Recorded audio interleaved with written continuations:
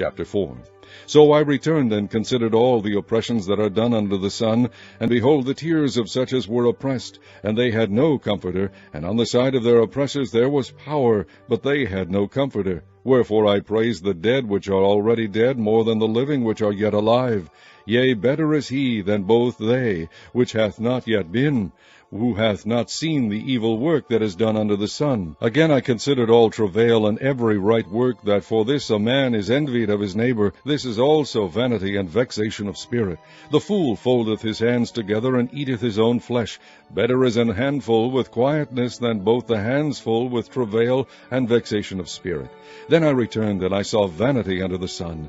There is one alone, and there is not a second. Yea, he hath neither child nor brother, yet is there no end of all his labor, neither is his eye satisfied with riches. Neither saith he, For whom do I labor, and bereave my soul of good? This is also vanity, yea, it is a sore travail. Two are better than one, because they have a good reward for their labor. For if they fall, the one will lift up his fellow. But woe to him that is alone when he falleth, for he hath not another to help him up. Again, if two lie together, then they have heat. But how can one be warm alone? And if one prevail against him, two shall withstand him, and a threefold cord is not quickly broken. Better is a poor and wise child than an old and foolish king, who will no more be admonished. For out of prison he cometh to reign, whereas also he that is born in his kingdom becometh poor. I considered all the living which walk under the sun, with a second child that shall stand up in his stead. There is no end of all the people, even of all that have been before them. They also that come after shall not rejoice in him. Surely this also is vanity and vexation of spirit. Chapter 5. Keep thy foot when thou goest to the house of God, and be more ready to hear than to give the sacrifice of fools, for they consider not that they do evil. Be not rash with thy mouth, and let not thine heart be hasty to utter anything before God. For God is in heaven, and thou upon earth, therefore let thy words be few. For a dream cometh through the multitude of business, and a fool's voice is known by multitude of words. When thou vowest a vow unto God, defer not to pay it, for he hath no pleasure in fools. Pay that which thou hast vowed.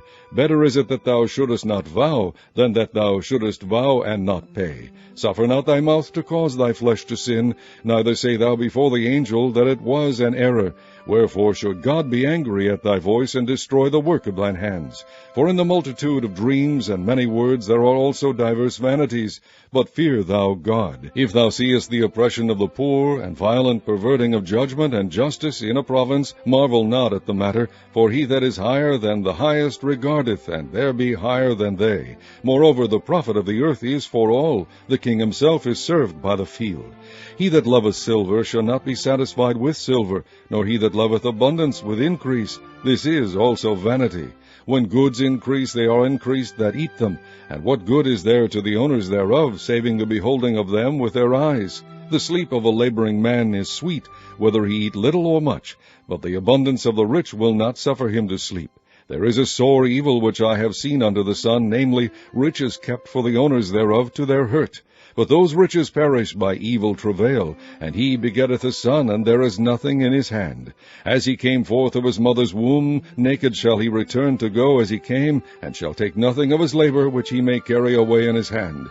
And this also is a sore evil, that in all points as he came, so shall he go. And what profit hath he that hath labored for the wind?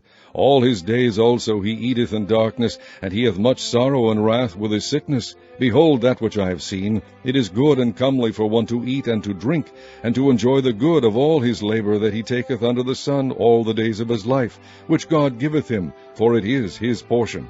Every man also to whom God hath given riches and wealth, and hath given him power to eat thereof, and to take his portion, and to rejoice in his labor, this is the gift of God. For he shall not much remember the days of his life, because God answereth him in the joy of his heart. Chapter 6. There is an evil which I have seen under the sun, and it is common among men, a man to whom God hath given riches, wealth, and honor, so that he wanteth nothing for his soul of all that he desireth, yet God giveth him not power to eat thereof, but a stranger eateth it. This is vanity, and it is an evil disease. If a man beget 100 children, and live many years, so that the days of his years be many, and his soul be not filled with good, and also that he have no burial, I say, that an untimely birth is better than he. For he cometh in with vanity, and departeth in darkness, and his name shall be covered with darkness. Moreover, he hath not seen the sun, nor known anything. This hath more rest than the other.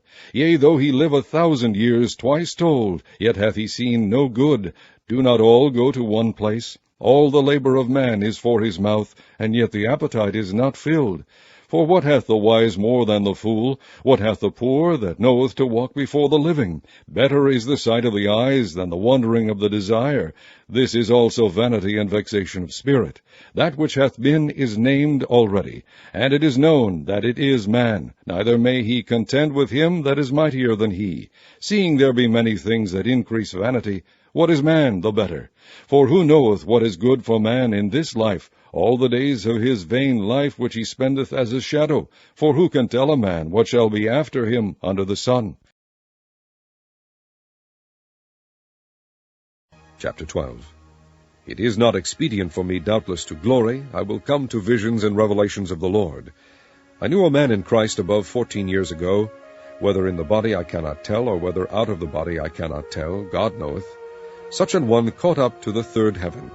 And I knew such a man, whether in the body or out of the body I cannot tell, God knoweth, how that he was caught up into paradise, and heard unspeakable words, which it is not lawful for a man to utter. Of such an one will I glory. Yet of myself I will not glory, but in mine infirmities. For though I would desire to glory, I shall not be a fool. For I will say the truth. But now I forbear, lest any man should think of me above that which he seeth me to be, or that he heareth of me. And lest I should be exalted above measure through the abundance of the revelations, there was given to me a thorn in the flesh, the messenger of Satan, to buffet me, lest I should be exalted above measure.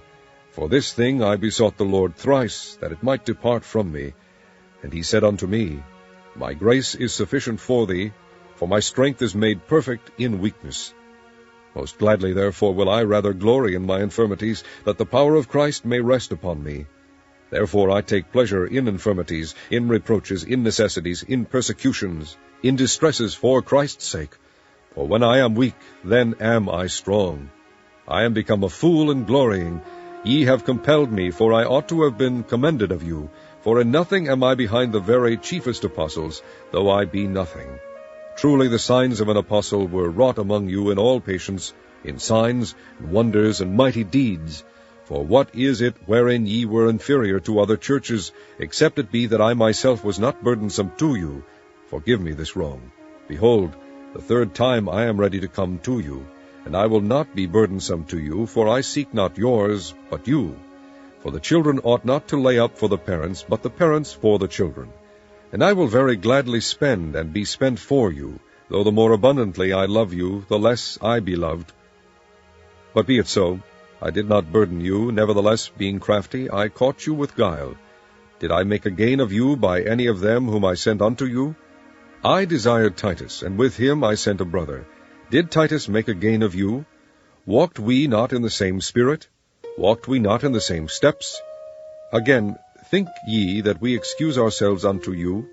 We speak before God in Christ, but we do all things, dearly beloved, for your edifying.